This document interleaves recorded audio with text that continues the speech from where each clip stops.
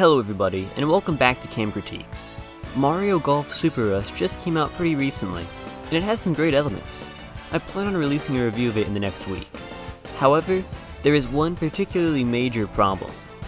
The game simply isn't finished. And this problem has been plaguing a lot of Nintendo releases in the past few years. In my opinion, this has been one of the biggest problems of the Switch era. Nintendo really needs to start finishing their games. The first game I can think of that really had this problem was the original Splatoon back on the Wii U. This game launched lacking the majority of its weapons, gear, stages, and modes. It came out with only 5 maps. It didn't even have ranked battle at launch. At least they got updates fast though. Within a week of launch, they'd added another map and ranked battle modes. By the end of the first month, 3 maps had been added. And obviously Splatoon was a huge success, especially for a Wii U game. So it's no surprise they continued this practice. But I would still argue that spreading out the content over many months took away from the game more than it helped it. Many reviewers, publishing their reviews before any updates arrived, docked points for the lack of content. Many players dropped the game long before most of the maps were released, as they had exhausted all the content there was at the time they were playing, and they didn't care enough to get back into the game, especially when pretty much every update added only a single new map that you might not even be able to play with how the rotation system works. Now, I'm sure this slow drip of updates helped keep a certain chunk of the player base active over a long period of time, but I'm also sure it led to a large chunk of the player base dropping the game earlier than they typically would have. And for this game, it only took a few days for it to feel mostly complete, and a few months for it to feel truly finished. With longer waits, as was the case for every other title following this trend, the effects of releasing these games unfinished would only get worse. When ARMS released on the Nintendo Switch a couple years later, it had very little to do. You could play for an hour or two and see all there was to see.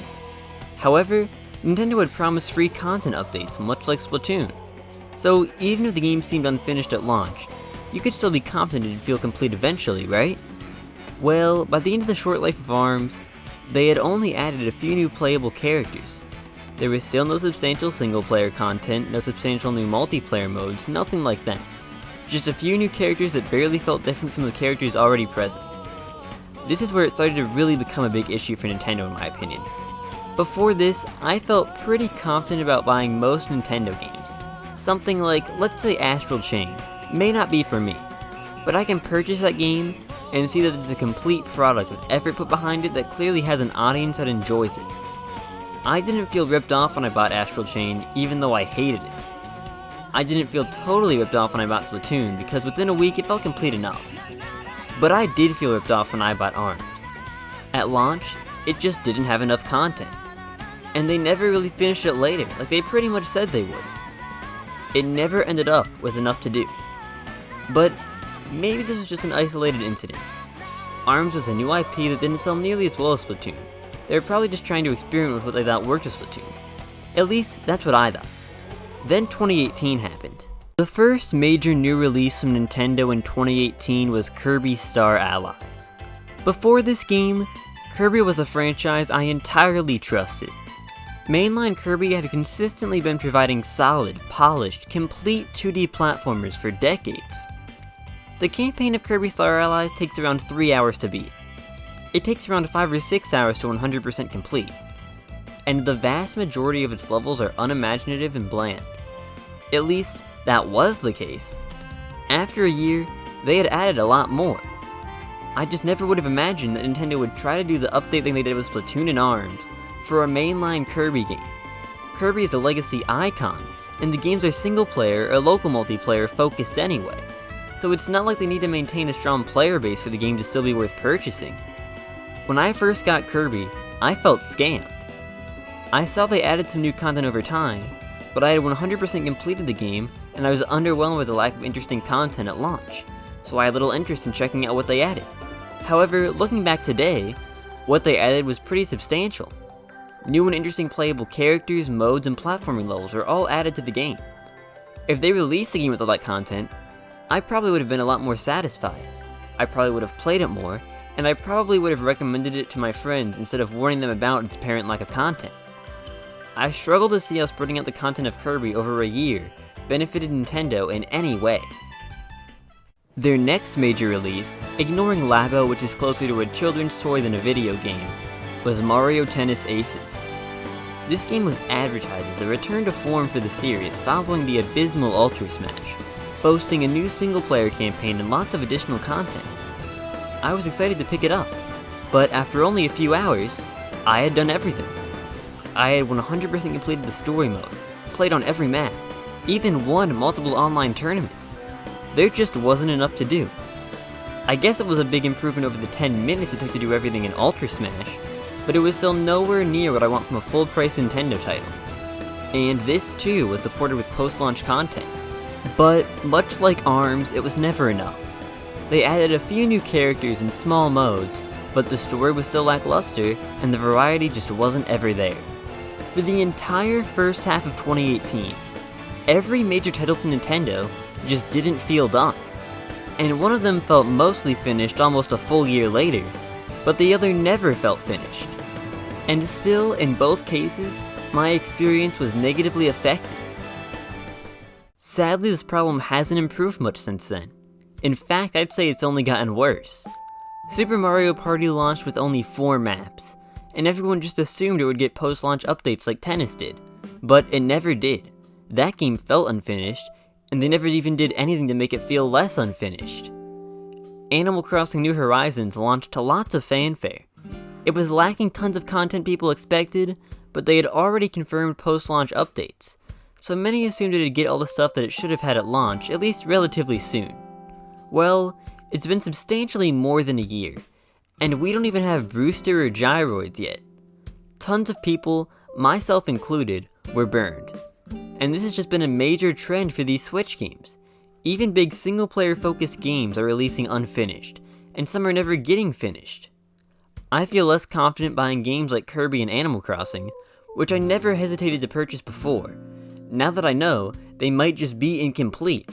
And even if they do get finished eventually, my experience with those games will be worse if I buy them at launch. Animal Crossing added some substantial content back, like swimming, within a few months.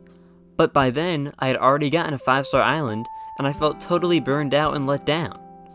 Again, Kirby added new levels that I never touched, because I didn't enjoy myself 100% completing the game at launch, partially due to the lack of levels.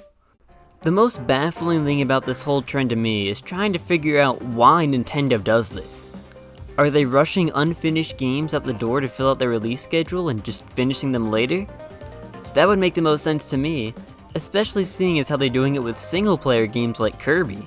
But most of the content that's added later is found basically complete by data miners at the game's launch. One can also just use logic to deduce that they didn't make multiple ranked game modes in a new stage for Splatoon over one weekend. Do they think they won't be able to maintain strong player bases without post-launch updates? Splatoon 2 hasn't had any for years and I can still find games. Mario Kart 8 Deluxe hasn't had any ever, and it's a port of a game from 7 years ago. And it's still easy to find games online. Do they think if they released a complete game at launch and charged for substantial post-launch content, people wouldn't buy it? If Nintendo just did that, they'd get stronger reception at release, more money from fans, and more positive press over multiple years. Just look at Smash. They could have cut 10 characters, 20 stages, and World of Light from the base game of Ultimate, and released it later for free to keep people coming back. Or, they can include those things at launch, build a strong fan base and get good reviews, produce new content using the release game as a base, charge money for that content, and rake in even more cash. I've happily spent another $55 on Smash for just 11 more characters, and 2.5 years after launch, it's still one of the most talked about games Nintendo has on the console. There have been a couple times when Nintendo's post-launch strategy works well. Splatoon 2, for example, launched with plenty of content on day 1, and its constant updates only kept players engaged as there was already enough there to get them to stay. But more often than not, from my point of view, it only hurts them. These unfinished games are among Nintendo's worst reviewed Switch titles. Games like Kirby Star Allies and Mario Golf Super Rush are currently sitting at yellow scores on Metacritic. None of them, outside of Super Mario Party, which didn't actually have any post-launch support anyway, have sold particularly well, despite the Switch typically having extremely high software sales. Nintendo's strongest aspect is their brand. When you buy a Zelda game, or a Mario game, you know it'll be great. I never hesitate to even pre-order titles like Breath of the Wild and Super Mario Odyssey. But I thought that was true for Animal Crossing and Kirby as well. The Switch era has made me rethink that, and greatly harmed Nintendo's brand, at least in my mind. Nintendo really should start just finishing their games. They're hurting not only their fans, but also themselves. Well, it does it for today's video. If you liked this video, I'd really appreciate it if you liked, commented, hit the notification bell, and or subscribed. I'd also recommend you check out some of my other content like my ranking of the 2D Metroid games. Thank you all for watching, have a great rest of your day.